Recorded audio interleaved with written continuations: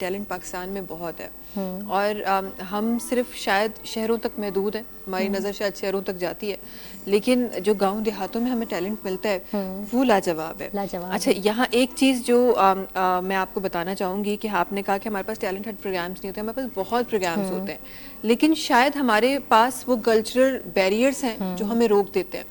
اگر ہم بیٹھے ہوئے فلاں جگہ پہ اور وہ شو حیدرآباد میں ہو رہا ہے تو ہمارے لیے پہنچنا ناممکن ہے. ادر جو کنٹریز ہیں اس میں یہ جو انڈیپینڈنس ہے نا, یہ عام بچے کو دی جاتی ہے کہ اگر وہ 14, 15, 16 سال کا بھی ہے تو وہ وہاں پہنچے گا. ہم پہنچے تھے, ہمیں بچپن میں یہ انڈیپینڈنس ملی تھی کہ آپ شہر سے باہر نکل کے آپ جائیں, ہمارے پاس وہ انڈیپینڈنس تھی. ہمارے پاس بچوں کو وہ انڈیپینڈنس نہیں دی جاتی جب تک وہ بڑے, اور بچیوں کو تو جب تک شادی نہ ہو جائے تب تک ہمیں لگتا ہے جی بیٹی بڑی نہیں ہوئی ابھی تک اس کو عقل نہیں آئی ابھی تک.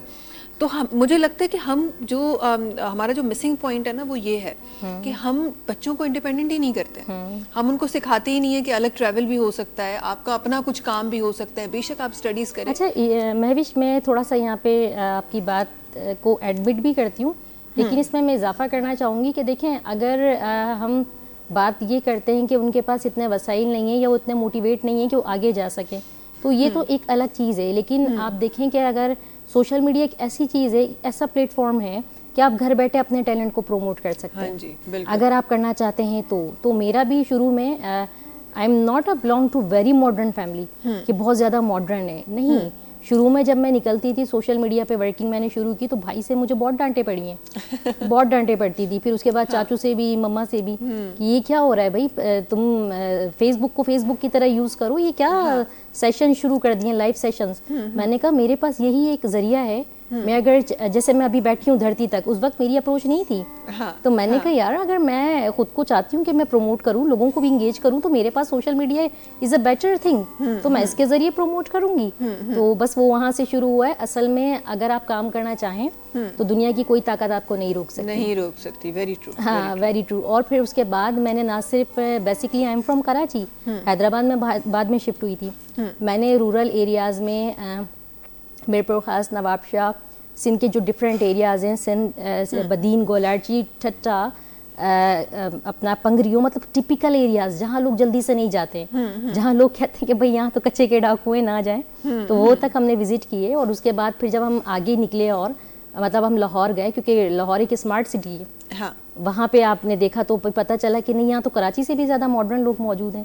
پھر آپ اسلام آباد گئے, تو مطلب میرا یہ شوق مجھے آگے لے کے گیا. مطلب اگر آپ کوئی کام کرنا چاہیں تو آپ موٹیویشن کے ذریعے وہ بات آپ اپنی ایکسیپٹ کرا سکتے ہیں. So being a motivational speaker, میرا یہ لوگوں سے بھی کہنا ہے, اور میں اپنے ہر سیشن میں کہتی ہوں, کیونکہ ناؤ ڈیز میرے کچھ سیشنز چل رہے ہیں جو کہ ہم انٹرنیشنل ڈیز کو سیلیبریٹ کرتے ہوئے چھوٹے چھوٹے سیشنز, چھوٹے چھوٹے ڈفرینٹ کوشش کرتے ہیں کہ جیسے اگر کوئی میڈیکل سیشن ہے تو کسی لیبارٹری کو ملا لیا جائے, ٹھیک ہے, اس کا اس میں کنٹریبیوشن ہو جائے گا, وہ بھی ہائی لائٹ ہوگی.